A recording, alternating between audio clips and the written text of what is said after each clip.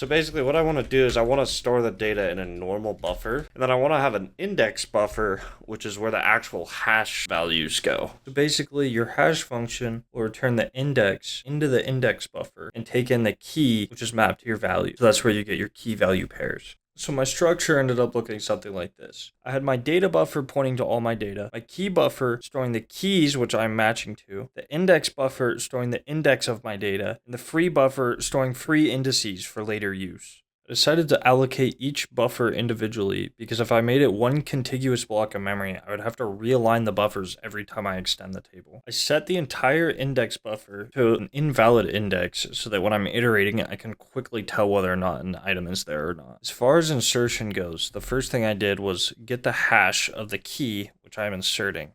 Then I need to check if a hash collision is there by looking at the index buffer and seeing if there's any valid indices already there. If there is a valid index, we need to get the stored key and the data at that index. If the key matches, we just overwrite the data. If it doesn't, we offset the index. This is also a good place to count our hash collisions. Once we have our hash pointing towards a valid slice of the index buffer, we actually have to get the pointer where we're storing our data at. We can either do this by popping from the free list or pushing onto the data buffer. With this valid block of memory acquired, we can simply copy our key and value into the table. With the new data added, we need to check the load on the hash table to make sure we both don't run out of memory and we can minimize hash collisions. If the load is too high, we actually need to extend the amount of allocated space the table takes up, and we need to rehash all the indices. Since each hash value depends on the size of the index buffer, we actually have to allocate a completely new buffer. In order to compensate for the new buffer size, we have to iterate over all the valid indices from the old buffer and rehash them to fit in the new buffer. We also have to iterate over all the new indices to make sure there's no collisions caused by the new buffer size.